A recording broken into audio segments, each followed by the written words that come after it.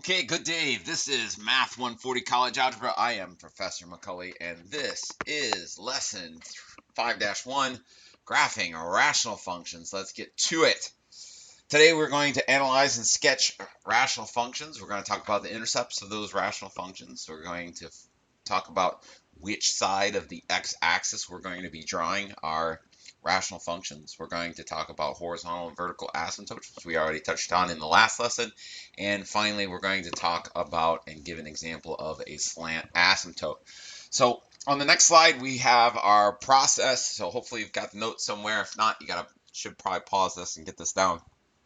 But the steps for graphing rational functions is, so if you have some rational function f of x, which is the quotient of n over x over d over x, where n and d are polynomials with no common factors, then what you should be doing here is following these 7 steps. And the first one is you're going to find the y-intercept by letting x equal to 0. Then you're going to find any x-intercepts by letting the numerator equal to 0 and solving for x. And then you're going to find any vertical asymptotes wherever the denominator is equal to 0. And then we're going to find the horizontal asymptotes and apply the 3 rules from the last lesson. We're going to find the slant asymptotes if they are possible. And just so we're clear, if you have a horizontal asymptote, you won't have a slant asymptote. And if you have a slant asymptote, you won't have a horizontal asymptote. Then what will happen is we will have divided our graph up into certain intervals. And we're going to graph at least one point on every interval created by the 0 and the asymptotes. And then we'll complete the graph with a smooth curve. So let's start with a real easy one here.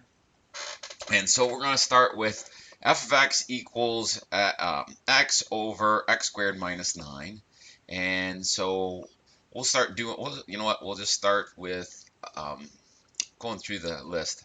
We're going to find the y-intercept by letting x equal to 0. So my y-intercept is when x is equal to 0. So I have a 0 on the top and I have a negative 9 on the bottom because that one will be 0. And so we'll have 0, 0. That is our y-intercept. We're going to find the x-intercepts by letting the numerator to equal to 0 and solving for x. Well, here's the thing. If I let this numerator equal to 0, I say x equal to 0, the only thing I get is 0. So the only y or x-intercept is that y-intercept as well in this particular instance. So we only have one x and y-intercept, and it is at the origin. Again, this one was a simple one. We're going to find any vertical asymptotes, so we're going to figure out wherever the denominator is equal to 0. And so went ahead, and so I'm going to factor the denominator here, and since it's a difference of squares, it's going to be x minus 3 times x plus 3. So I'm going to have some vertical asymptotes. They're just going to abbreviate there. And since x minus 3 doesn't cancel with a factor in the numerator, and x plus 3 doesn't cancel with a factor in the numerator, both of these are going to be vertical asymptotes. So we'll have at x equals to 3 and x equals to negative 3. Those are going to be our vertical asymptotes. And then our horizontal asymptote, let's see here.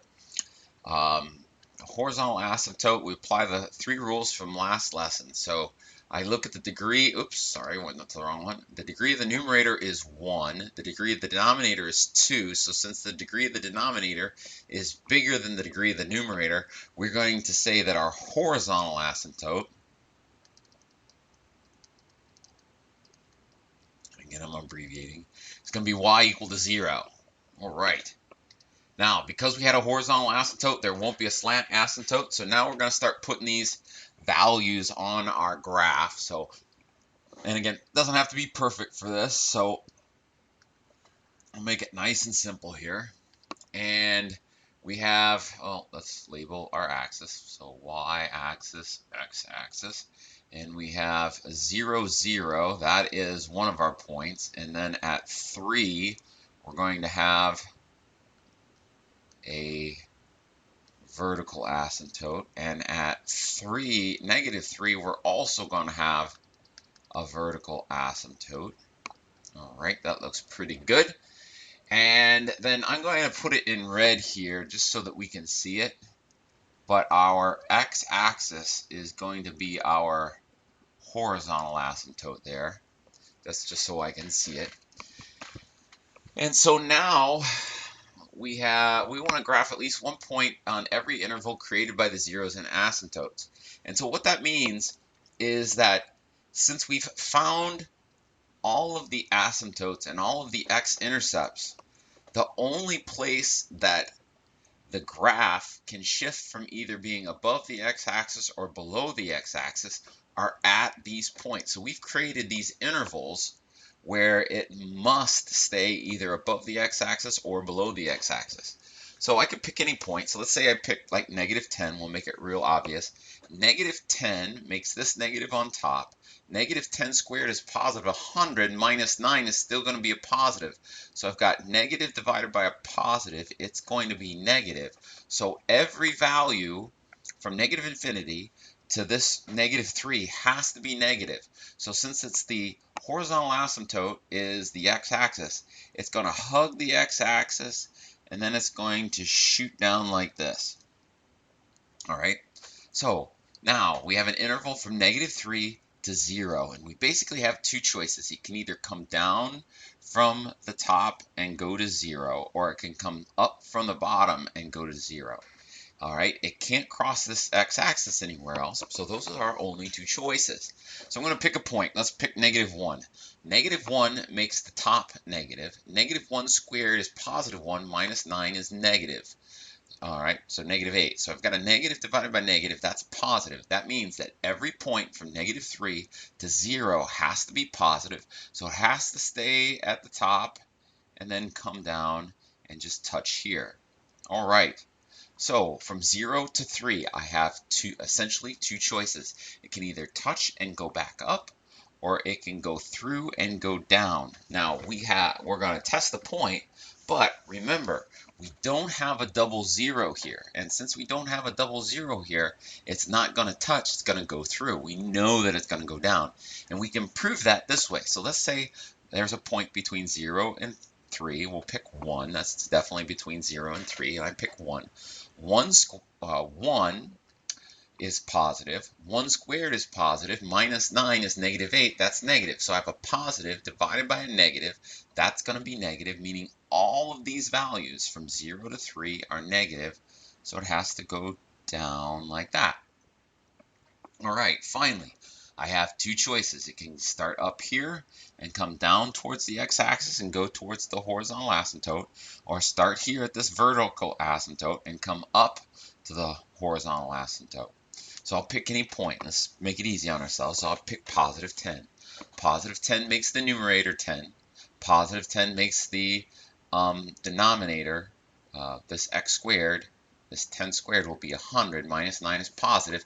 Positive divided by a positive is positive. That means all of the values from 3 to +infinity have to be positive. So it starts up here at the top along the vertical asymptote and then shoots down towards the horizontal asymptote. And if we are unsure, we can go to our graphing calculator. We can go y equals, we can clear out the stuff, second alpha, bring up our fraction, go x over x squared -9, just like that, hit graph, and there we see we have a very similar graph to the one that I just did. All right. Let's do one that's going to be just a little bit more challenging. And let's talk about this one right here. We're going to graph this rational function. And so before I do anything, I'm going to have to make this a single fraction. And for me to make this into a single fraction, I need to find a common denominator. And so here's what I'm going to do. Since they got x plus 2 and x minus 3, the least common multiple of x plus 2 and x minus 3 is just going to be x plus 2 times x minus 3. So I'm going to go x minus 3 over x minus 3 times 1 over x plus 2 plus 2 over x minus 3 times x plus 2 over x plus 2. All right. Now, on the bottom, because in the last one, if you remember, I factored first so I could find my vertical asymptotes, I'm not going to multiply out on the bottom. I'm going to leave it as just x minus 3 times x plus 2. I'm going to leave that there. And then x minus 3 times 1 is just going to be x minus 3. 2 times x plus 2 will be plus 2x plus 4. So that I do want to simplify. So let's see here. I'll have 3x plus 1, yep, over x minus 3 over x, or times x plus 2. That looks right to me. Okay, I think we're fairly good here. So going through, if I let x equal to 0, and let me rewrite this because I can see me not seeing that very well. So let me rewrite this as x minus 3 with a parenthesis there and x plus 2 parenthesis there. There we go. And so if I find my y-intercept, I'll let x equal to 0. So I'll have 0 there. I'll have 1 on the top. I'll have negative 3 times negative 2. So it'll be 0. And then it'll be negative, or yeah, it'll be negative 1 over 6. So negative 1/6 is going to be my y-intercept. I have one x-intercept. I'm going to let 3x minus or plus 1 equal to 0. I'm going to erase this, so you might put it somewhere else. So 3x plus 1 equal to 0. It would be 3x equals negative 1, and then x equals to negative 1/3. So I have 1, 0 at x equals negative 1/3. So I've got, ooh, don't do that. I've got negative 1/3 comma 0 is an x-intercept. And since this x minus 3 doesn't cancel with anything in the numerator, and the x plus 2 doesn't cancel with anything in the numerator, I have vertical asymptotes at x equals to 3 and x equals to negative 2. And then I have a horizontal asymptote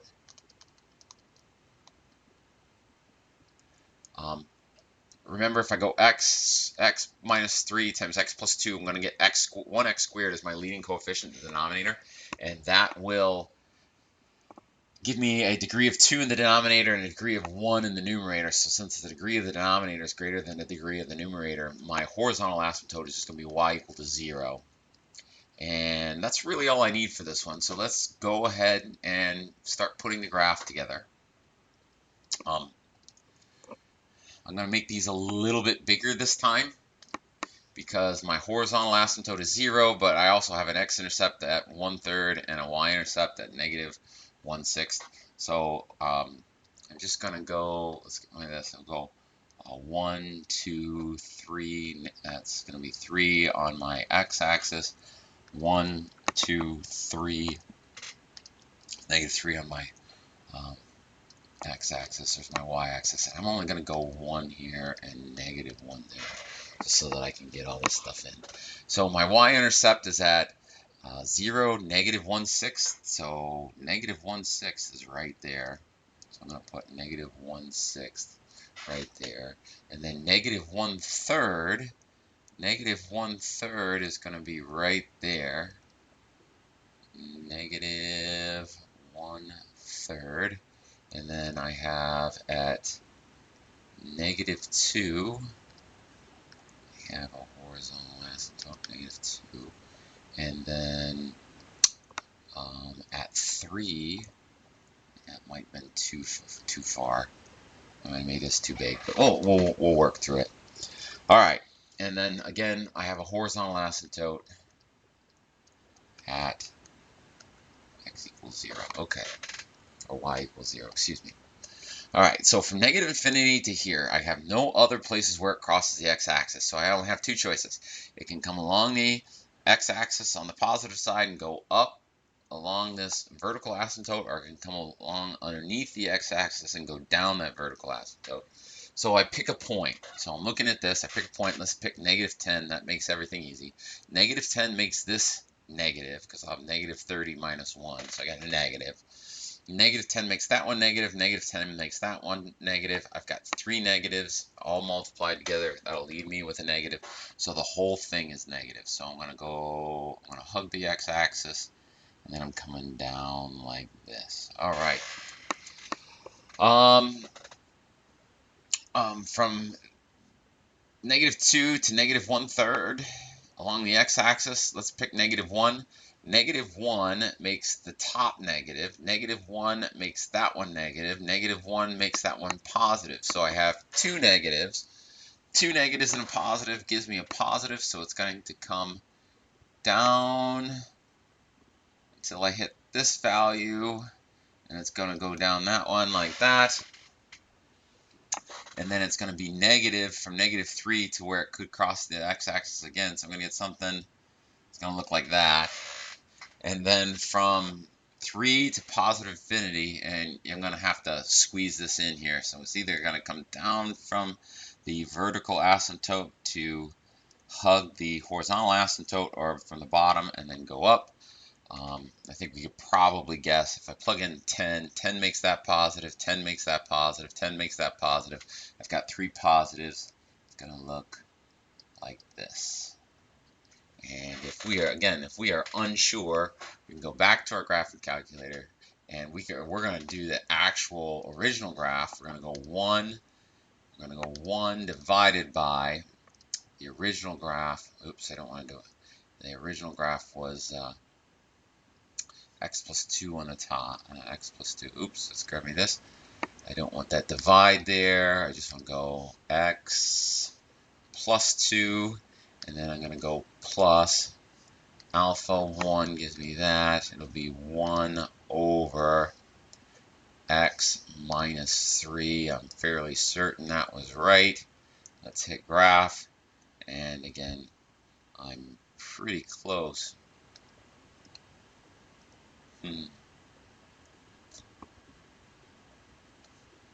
Doesn't look quite right there, but my -2. Let's see here. Let's just check. That was a 0. I've got 1/6, and I had -1/6. Let's see. I must have made a mistake somewhere. Did I? I have -1/6. They have 1/6. And then I'm assuming they'll have 1/3 as their x equals 0. I have -1/3. Let's see. Maybe it's in my, maybe it's in what I put in here. X plus 2, x minus 3.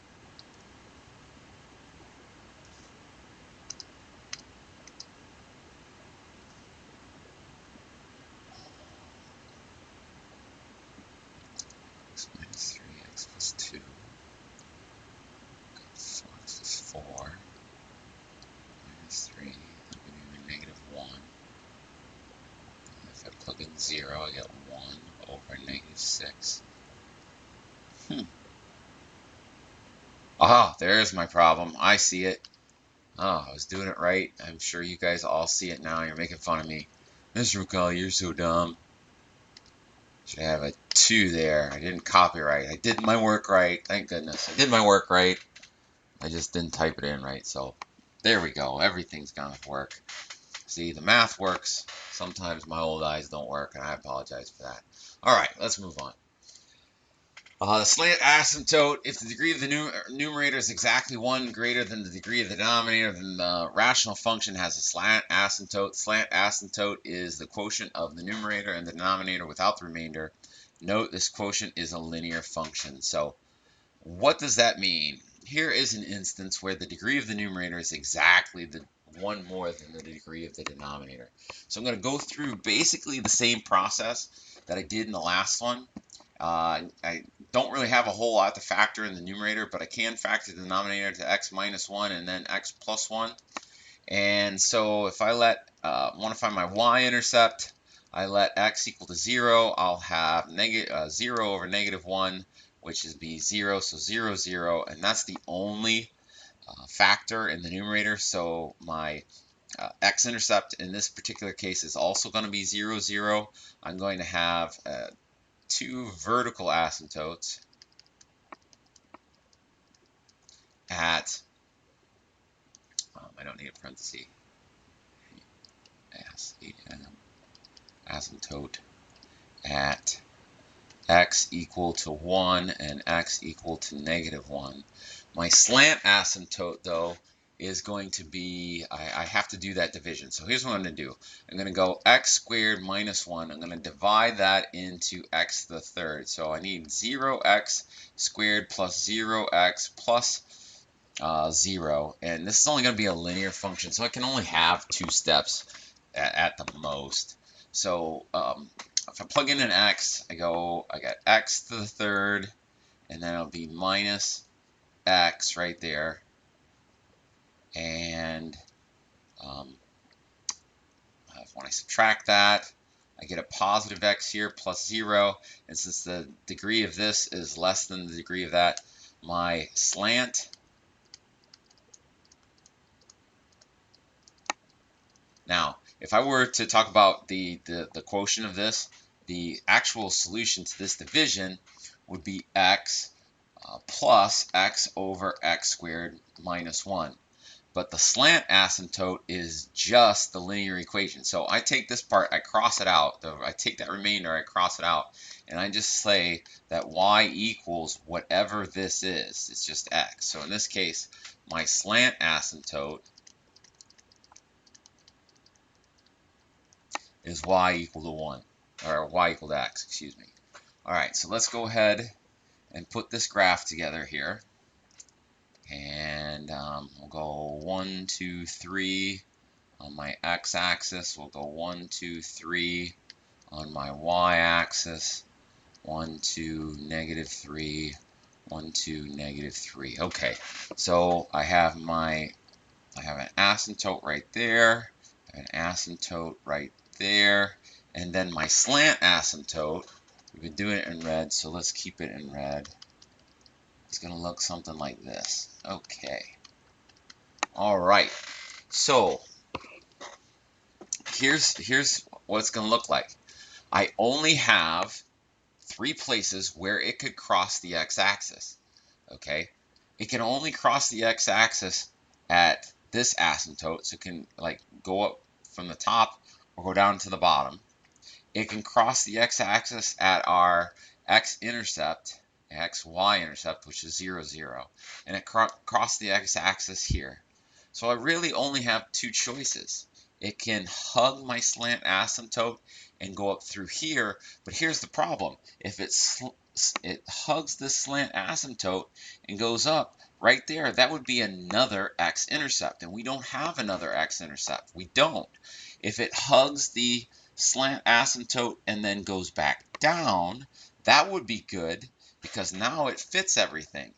And if I plug in, say, -10, -10 makes that negative, -10 makes that negative, -10 makes that negative. So I've got 3 negatives here.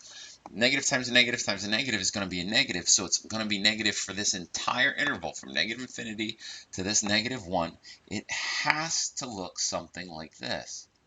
Got no choice. Now here I have 2 choices. It can come down from the above the x-axis and along this vertical asymptote until it touches right there, or it can start at the bottom and come down. Now this is -1 right here, so my only choice, unfortunately, is to pick a half. All right, and I'm still going to deal with it the same way. Half makes this positive. A half will be squared as a quarter. That makes that negative. All right, so I get a positive divided by a negative is a negative. Right? Yep. No, I'm sorry. I said that wrong. If I plug in -1/2, we're choosing -1/2. -1/2 to the third is a negative. -1/2 minus 1 is a negative. -1/2 plus 1 will be +1/2. So I have 2 negatives and a positive. That means the whole thing is going to be positive. It's going to come down and it's going to hit that value there. Now, it could either touch or go through, but you'll notice the multiplicity of that 0 is 3, so it should go through. Now, if I pick +1/2 makes that positive, +1/2 makes that negative, +1/2 makes that that one there positive, so I've got two positives and a negative. Two positives and a negative is a negative. It's going to come down like this. Now again, I have two choices. I can either hug this vertical asymptote and then go up the slant asymptote, or it can come up from the bottom and then it can hug that slant asymptote. But here's the problem. If I touch that slant asymptote, or if I go up from the bottom, I'm going through the x-axis, and we have no x-intercepts along this interval. It has to come down from here and then go up through. And again, we can test that and say it's always going to be positive. If I pick 10, 10 makes that positive, 10 makes that positive, 10 makes that positive. I have only positives. 3 positives multiplied together is a positive. That is what my graph's going to look like. And again, if we are unsure, we can always check. Go to our y equals, clear this out. Alpha 1 will go x raised to the third, and then that'll be over x squared. Oops, I need my minus underneath. Minus 1, hit graph, and we see that the graph looks very similar to what I have. And that is all I got. So I apologize for the incorrect typing into the calculator on the middle one, but we got it worked out. And our Marvel fun fact of the day, David Harbour is quite the genre actor. The Stranger Things actor has now been in 3 comic book movies, including Hellboy, The Suicide Squad, and Black Widow. That's all I got for today, folks. Have a good day. Goodbye.